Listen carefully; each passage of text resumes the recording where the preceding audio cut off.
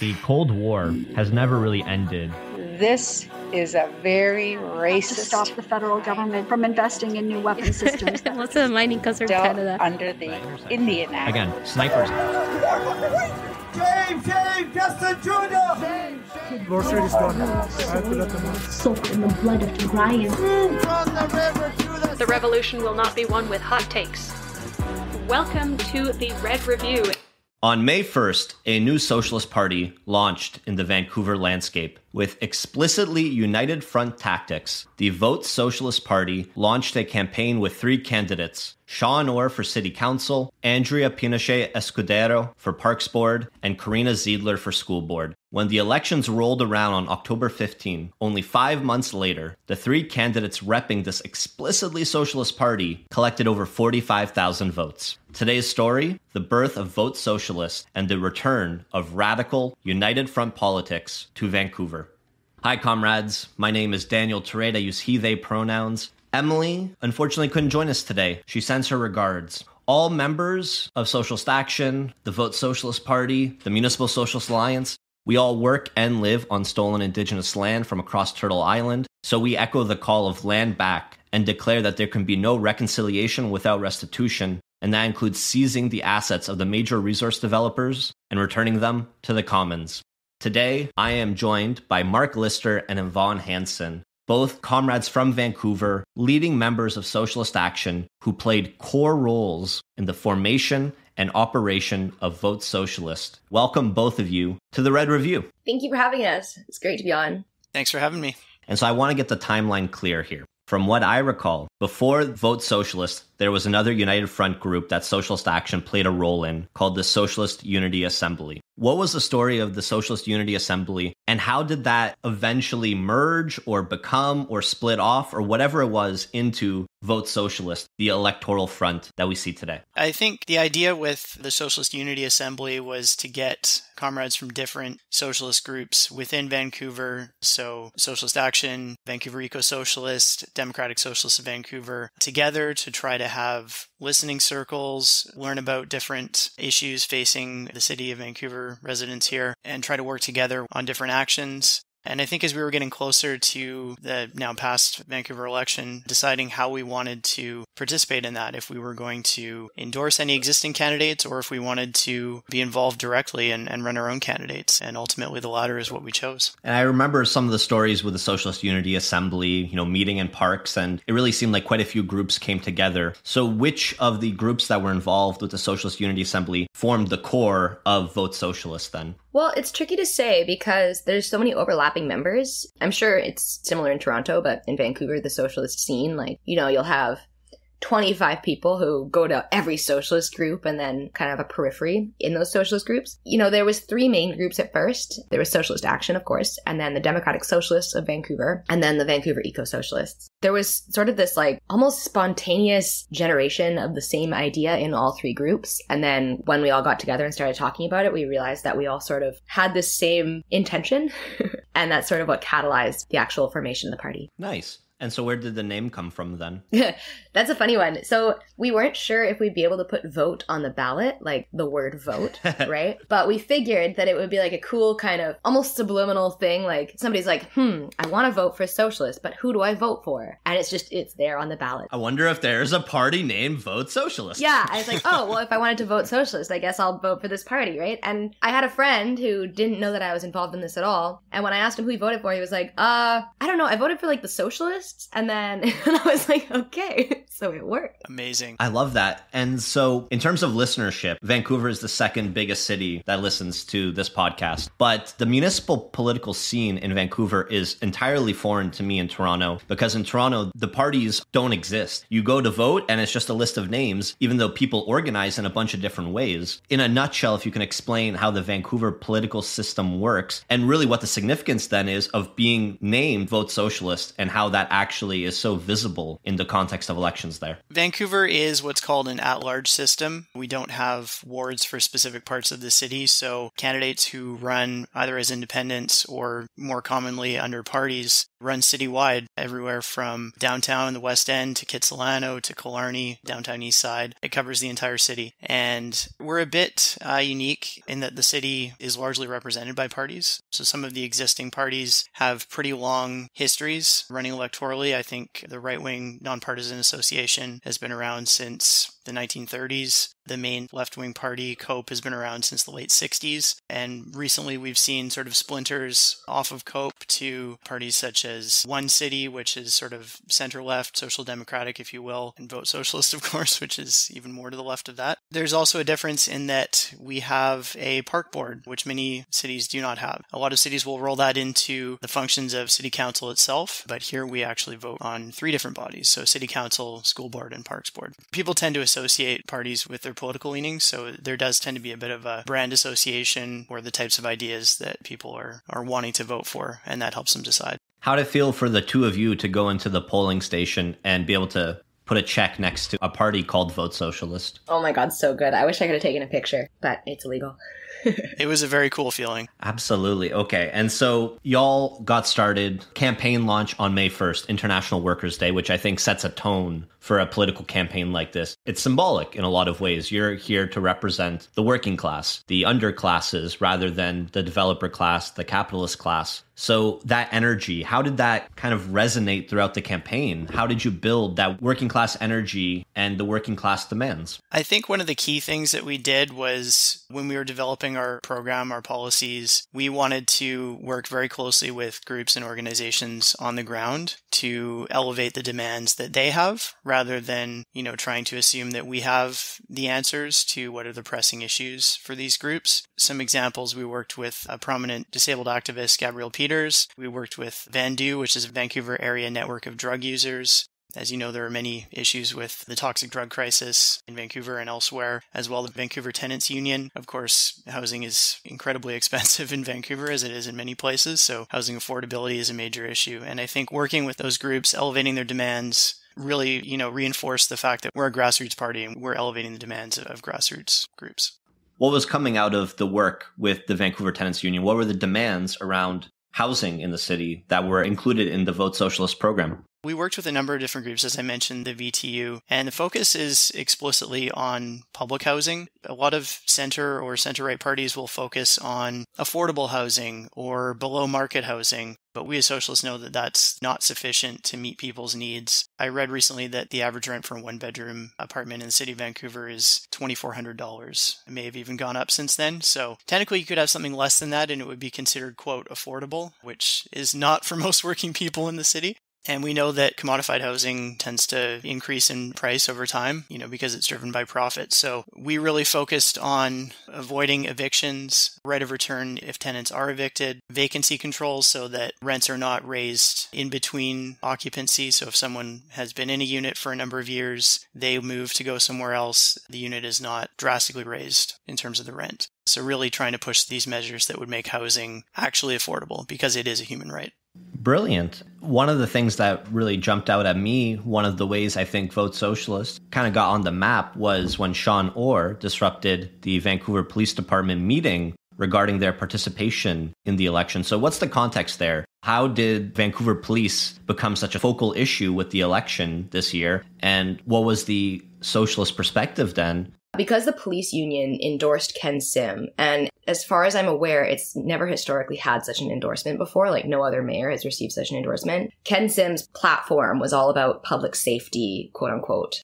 upholding the peace and restoring order to Vancouver, blah, blah, blah. He wants to put police officers in schools. He wants to hire 100 new police officers to roam the streets, all in the name of protecting safety. So when he got that endorsement, it was like a real, just kind of a slap in the face to everybody who's ever been victimized by the police or feels unsafe around the police and is going to see their taxpayer dollars essentially going towards funding something that does victimize such large segments of the population. So I was really proud to see Sean do that. He obviously wasn't invited to that. It was a debate or a panel meeting. He hadn't been given an invitation, and so he took it upon himself to crash it, which I absolutely love to see that kind of, I don't want to say stunt, but yeah, that sort of stunt politics that really shows up even if you're not invited. What did his banner say that he unveiled? I think it was police out of politics, wasn't it, Yvonne? Yeah. And he had a really good quote about it, too, that, people with guns shouldn't be telling you who to vote for. Absolutely. I think even normies can agree with that. Mm-hmm. So Ken Sim, that was the leader of the ABC party, right? That's right. Yeah, and they swept. Yeah, they basically swept almost all the positions available. So what's the primer on the ABC party? What did they stand for? Law and order, I suppose. Pro-law enforcement, pro-police. We did have a fairly pro-police council outgoing. There was a few quote-unquote left-wingers on it, and even one socialist, but no, the incoming council is 100% or 95% right-wingers who are really upholding police violence. Yeah, I heard something pretty ridiculous recently, and they're floating an idea of library fees funding police. Is that true? Is that true? Yes, I did read about that. It is true. It was floated. I don't know if it's actually going to go anywhere. But of course, as socialists, we're disgusted by the concept that a vital public service like libraries that actually plays a very significant role in the lives of unhoused people as well as, workers and other oppressed people would be so starved for funding that they would have to resort to those sort of tactics, especially given that the VPD consumes 21% of the city's budget. It is the largest single line item as it is in many cities. When there's money for police, there doesn't seem to be money for other public services. So that's problematic. That's wild. And the library essentially is one of the only places you're allowed to exist without spending money, and generally just a place you're allowed to go and have access to community resources. Seeing that be turned into a funding source for the police seems very perverse. Yeah, that almost sounds like it would be made up because it sounds like such a perverted idea of what libraries are supposed to accomplish in society. But moreover, I think it really epitomizes the type of business mindset of looking for revenue opportunities that seems to be creeping in with a lot of right-wing politicians, whereas we reject that. These are public services that should be run for the public good. They're not designed to raise revenue. No, absolutely. And, one of the retorts that we got in Toronto with the Municipal Socialist Alliance is, well, all of that sounds great. How are you going to pay for that? And they're referring to things on our platform like free public transit, reducing class size, expansion of bicycling infrastructure, expansion of city services like snow removal so that it's more expedient and cities are accessible. And again, people are like, great, how are you going to pay for that? In this case, they're trying to fund the police by putting fees on library use. But for us, it was simple. Just tax the large corporations way more. You have all these banks in the cities, all these massive corporations that don't pay very much in taxes for property tax, yet they use all the city resources. They're such a drain. And so that was our answer. Absolutely. And I think to your point, Daniel, about property taxes, one of the things that came up in our research is that surprisingly, property taxes in the city of Vancouver are actually quite low relative to the assessed value. I think they were something like half what they are in the city of Toronto. So especially on very expensive properties, there's certainly room to tax more fairly to cover these services. When you're taking transit every day to go to your job, I feel like it should be the burden then on the bosses to pay for you to get to and from work, Instead, they're shirking on these responsibilities, passing off the buck. So Vote Socialist launched on May 1st, International Workers' Day. You disrupted VPD meetings. You worked with the tenants. You worked with the drug users. You're building something from the grassroots up. So what were the stories from being on the campaign trail that showed to you that you were connecting with people? Now you were actually maybe in the early stages, but nonetheless in the process of building a mass movement to reclaim the city. On the one hand, it might be disappointing that the ABC party nearly swept, but 50,000 votes spread across 3 candidates after 5 months of existence as a party is nothing to dismiss from my perspective. One of my favorite moments from the campaign trail was when we were trying to get our final signatures. In Vancouver, I can't remember if it's 50 or 100, you need a set number of signatures in order to get somebody on the ballot. We had collected a bunch of signatures, and then one of our candidates had collected signatures from outside the municipality, so they weren't valid. And so we were about to go into our appointment for, getting their name on the ballot, registering them as candidates, and we realized that we were short by 12 signatures. And so we were in a populated area, and so all of us with 12 minutes to spare took clipboards and ran out onto the street to start harassing passersby oh my God, please sign this. And we were having complete shit luck. People were turning the other way. You know, it was like this bougie area. There's people with yoga mats and tiny dogs. And we're like, oh my God. And then in like one final act of desperation, like, I can't remember who it was, Derek or Mark or somebody was after this one guy, like, please sign this, please sign this. And finally I'm just like, are you a socialist or not? And he turns around and he's like, wait, yeah, I am. And he was like, can you sign this? And he's like, oh, sure. I was like, ah. And then, of course, we tried on the next person to walk by, and it's like a soccer mom. So she, like, wouldn't give us the time of day. But it was just such a great moment of, like, just brute forcing your way onto the ballot. And that was such a cool thing because I noticed, too, that, you know, we did a bunch of campaigning and tabling at some of the car-free day events in Vancouver. So sections of major streets were blocked off. You know, different tents were set up, other political parties as well, different groups could campaign for their causes. And a number of people we talked to said, oh, are you guys really socialists? And we're like, yes, we are. And they were like, heck yeah. So that was really cool to see. Even in Toronto, it was the vibe I was getting. Not that the majority of people necessarily identified as a socialist, but definitely a not insignificant chunk of people already felt entirely comfortable with the label, with the principles, even with all of the baggage that comes with the term after, you know, years and years of attack. It does feel like the tide is starting to shift. What was the voter turnout for the Vancouver election? It was unfortunately pretty poor.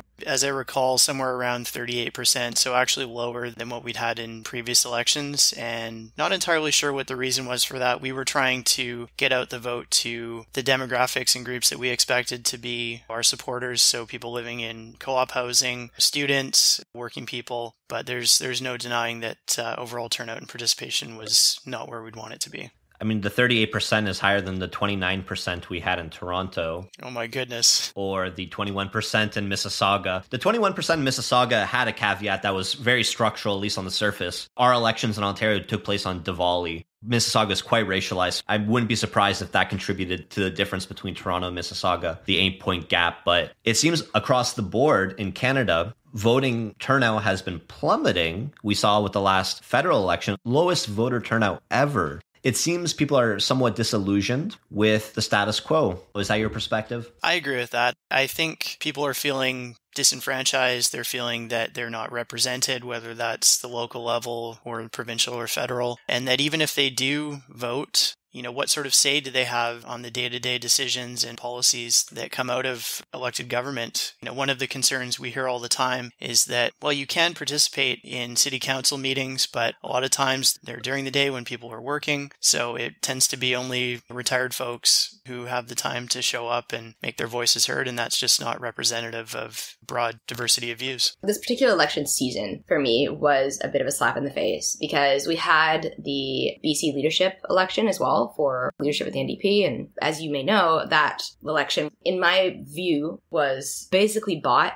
There was a former oil lobbyist who was one of the people who was recommending that this sort of inquisition into Angélise Pageau's supporters go ahead. And as I understand it, she played quite a large part in Angélise's disqualification. So, I mean, as far as I'm concerned, that election was bought by big oil. And then at the same time, these are like weeks apart, Ken Sim, he was funded by local billionaire Chip Wilson. His campaign was extremely well funded, which is the reason why he won. It was a brand new party, fresh on the scene, with $34 million in funding. So yeah, it's going to happen. Nothing suspicious about that. Yeah, nothing sus there. Just, you know, looking at that, being like, okay, so it actually doesn't matter, like, how much effort people put in. Like, you know, Angélique ran an incredible campaign and had incredible support from incredible people and put in all this effort and did everything right and didn't buy it, so she didn't win. It's like, I can see why people would feel extremely disenfranchised at this point when it's so obvious that politics are just pay to win. Chip Wilson's group, the Pacific Prosperity Network, they funded a far-right, I would argue fascist propaganda film called Vancouver is Dying. And this was created by someone named Aaron Gunn, who was a BC Liberal candidate who was actually ejected from the leadership race because he was deemed to be too extreme for a conservative party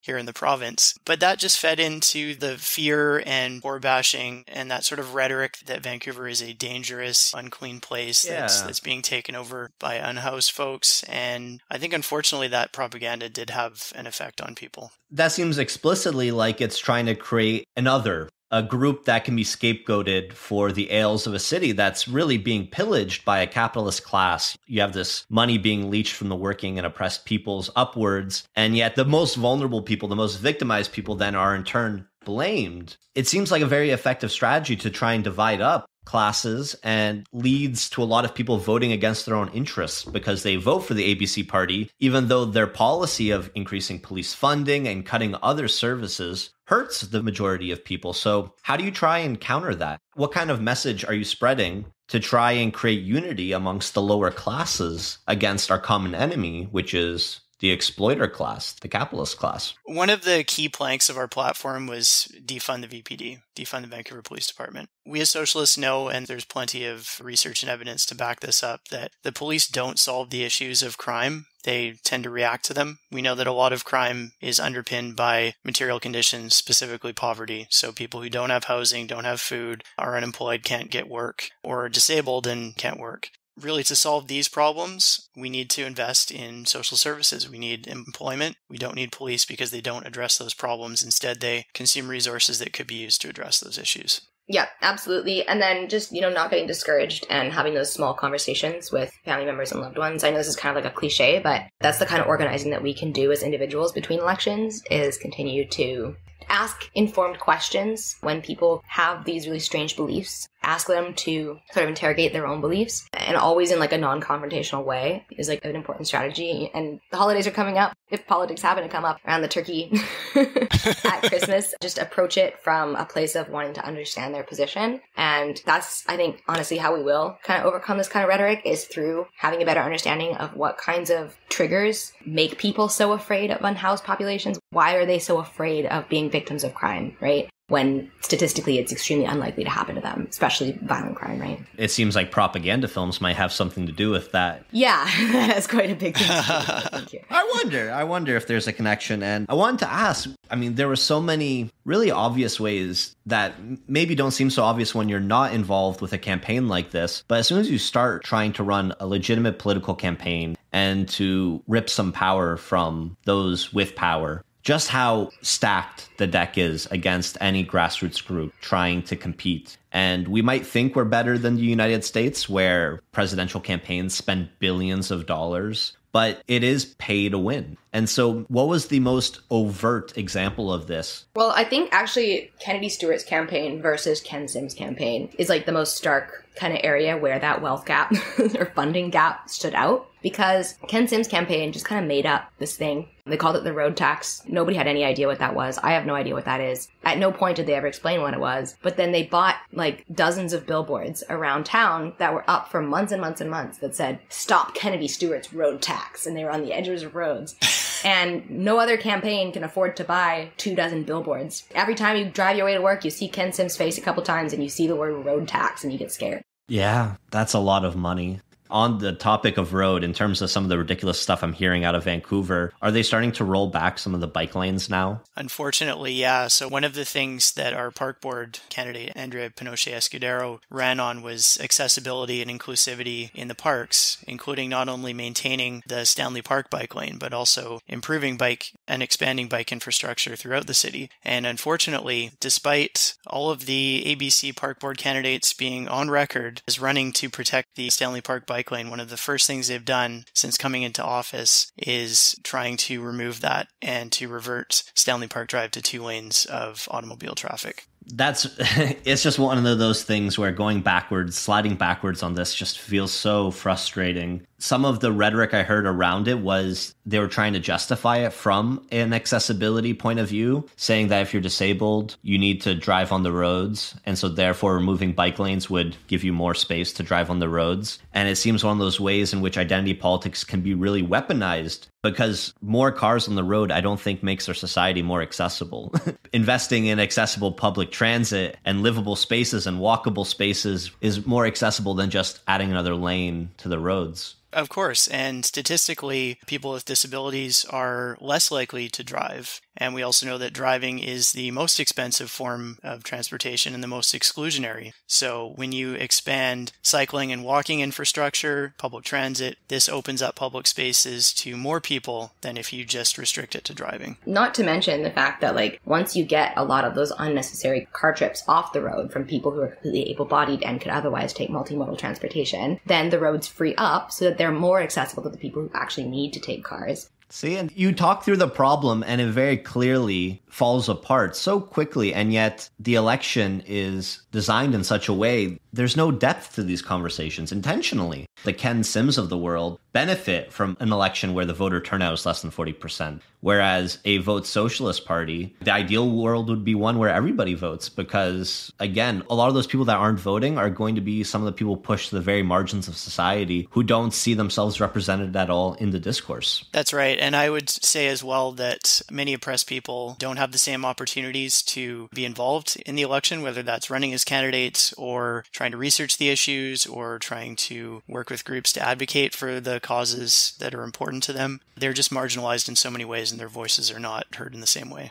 Yeah, what's the voter registration fee in Vancouver? To register as a candidate is $100. So that's the same in Toronto. And even that seems unnecessary. I don't know what the city's really gaining through that $100 that it couldn't fund some other way. And it just creates a barrier, literally, for some people, $100 on a campaign that you feel is a long shot anyways, when that $100 represents a couple of weeks of groceries. For somebody who's making minimum wage after taxes and everything, that's like almost a full day's work that they're spending on that. If they're able to do a full day's work while they're running a campaign, right? And keep in mind also that this is in a city where the average rent for one bedroom is $2,400 a month. So that extra $100 is very hard to find for some people. Makes a big difference. So the election came and it went. And for me, following from outside of Toronto, it was just a glorious result. Even though the road ahead is long, what a start, what a foundation to grow off of. Where has the momentum been since the election has finished, given that it's only been a few months? But what does the path forward look like? How is Vote Socialist going to keep building on this, keep connecting with other groups, and continuing to make an impact even before the next election comes around? Because, I mean, correct me if I'm wrong, but I don't think the focus is explicitly elections. It is socialist revolution. Yeah, I definitely see it as a dual power strategy, not only participating in electoral politics and trying to get our candidates elected, but also building support, building movement for socialism, for revolutionary socialism, and getting those ideas and showing people that there is a different way that we can address the real problems that they're experiencing under capitalism, and there is a different way to do things. Yeah, I just want to say, the DSOV, the Democratic Socialists of Vancouver, has been working on sort of integrating a lot of the people who hung out on the Vote Socialist campaign with kind of the DSOV apparatus at large. And I know Socialist Action has been doing something similar just to make sure that we don't all splinter off and kind of fall apart into our, less associated groups inter-election. And I mean, I know that a bunch of excellent Vote Socialist activists have joined up with Socialist Action, and we've been having chats in the DSOV about how we can kind of incorporate the Socialist Action electoral work in with our regular kind of community-based and mutual aid work. So there is a pretty big future for Vote Socialist. I'm pretty stoked about that. And definitely there's this pretty mutual agreement that we want it to be something that doesn't just spike up during elections and then die off. And I think that's part of it. There's a cynicism, I think, when you only show up when there's a vote to be won. Yeah, exactly. I was going to say as well, I took some inspiration from the MSA in Toronto. As I understand, you're going to be running a shadow council and holding the elected parties to account, which I think is a brilliant idea. I've suggested that we do that with Vote Socialist here. The Shadow Council first got floated on the Red Review in our interview with Mark Freeland. He mentioned this offhand at the end of the interview saying, when I lose this election or, 99% chance I'm going to lose this election, I'm going to start a Shadow Council on Twitter and just follow whoever gets elected and just basically comment on whatever they're doing and to provide a voice for the working class. And I just remember being struck by that, thinking, oh, that actually just sounds like a great idea that would exponentially become more powerful if you had multiple people working on this and you can actually not just follow a single city councilor, but actually look at the entire composition of the city council. You can integrate then a critique of the status quo at city council with the work you're doing, building your own base between elections. I mean, we'll see how it goes, but I like the idea of a shadow council and a way of trying to build trust and to bring people back to the politics that actually has such a huge impact in our lives. Municipal politics, probably more so than provincial or federal politics, has such a direct say in our lives, yet most people couldn't be bothered, and it's not their fault. The system is made in a way that it's meant to be boring, it's meant to be disengaging, so that all these decisions that impact us could be made in the shadows.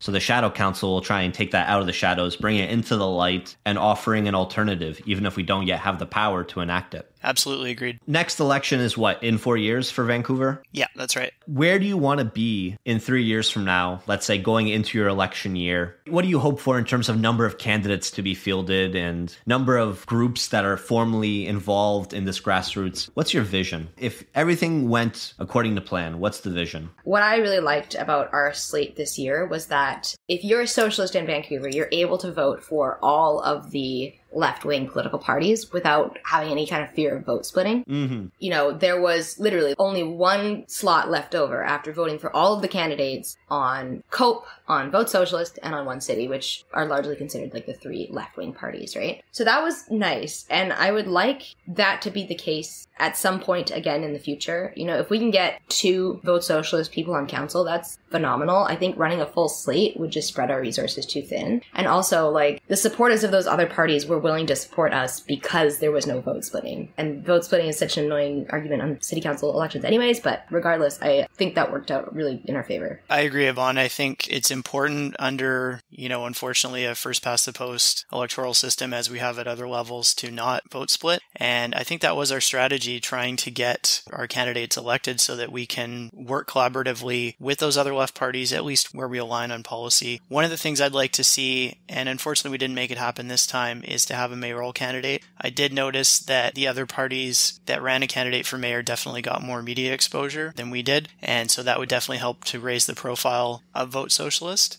And who knows, it is a registered party provincially with Elections BC, so there's always the possibility that in other cities, Burnaby, Surrey, Victoria, who knows, we may be able to start up Vote Socialist campaigns in those other cities with comrades there. That's goosebumps right there. Hear, hear. I love that. A Vote Socialist candidate in every municipality. Absolutely fantastic. At some point, because we got to keep growing, we got to keep working together, developing those connections with other groups, build the united front as big as possible so that revolutionary possibilities don't seem so far-fetched. We need to be able to galvanize the support of people by showing that there is a viable path forward for us to be able to seize power from our common oppressors. And so the idea of one day, MSA and Vote Socialist kind of like spreading across the country and eventually meeting in the middle somewhere in like Saskatchewan or something. And then we just confederate and join forces. And all of a sudden you have whatever name gets decided at that point running a candidate at every level, wherever possible, on an explicitly socialist platform for the working and oppressed classes with absolutely no whiff of class collaboration with the bosses. That's my dream. Hear, hear. That resonates with me too. I was really impressed with what was happening there, and Socialist Action and Democratic Socialists of Vancouver were able to work together in a really great way, putting aside whatever differences there may be. That hasn't really been the case everywhere else. So I think it's a model for socialist groups everywhere that if you want to make a difference, you can't just silo yourself. You need to be able to work with other people, at least on the socialist left. No one's saying that you have to work with liberals, heaven forbid. Just work with the other socialists that are around so that we're not wasting all of our energy sniping each other, but we can actually focus on what we need to be focusing on. Absolutely. Class struggle, not class collaboration. As we start to wrap up here, you're both in Vancouver, and I mentioned that Vancouver is our second biggest audience for this podcast. So for the Vancouver... Wait, what's a person from Vancouver called? Are you a Vancouverite? Vancouverian? Vancouverites, yeah. Vancouverites, okay. To all the Vancouverites listening, what's your 1-minute pitch for why they should join Vote Socialist and get involved even now, even if the next election seems so far away? Well, why they should get involved right now? I mean, we're in very isolating times, and it can obviously be really heartbreaking seeing a lot of things that are going on in the news and kind of processing them internally. And when you're processing them alone... it can be a lot harder than when you have a group of like-minded comrades who are all acting together towards a common goal, and knowing that you yourself are doing everything that you can to advance that goal can be a lot more empowering mentally than you think. It may not be the election now, but you have this opportunity to come and join us and help us do something really, really exciting and help build that momentum towards the next election and beyond electoral politics. That opportunity is open all year round. So we'd love to have you. I'd say to folks here, we're living in times of overlapping crises. We have pandemic, we have climate crises and ecological degradation, we have a housing crisis, toxic drugs, healthcare issues, and the root of all of these is capitalism. And so we know that when we work together, in united front with other comrades, we're much stronger than we are working individually. And there's no better time than now to take action, to work together, to raise up our power, to raise socialist ideas, and to work together for a better future for people in Vancouver and beyond. I love it. How best can people reach y'all? votesocialist.ca. Go and check us out. There is a contact page, there's a join page, there's a donate button. There's a lot of ways that you can get involved. Go check it out, votesocialist.ca. See, and it's a great URL as well. I feel if there was a fusion of MSA and Vote Socialist, I might go for the Vote Socialist name. Thank you for another great podcast. Thanks for hosting. Comrades, thanks for listening in. As always, we appreciate you. As we go towards a new year, Emily and I will be coming back with a year in review and maybe some predictions for 2023. Until then, take care, stay safe.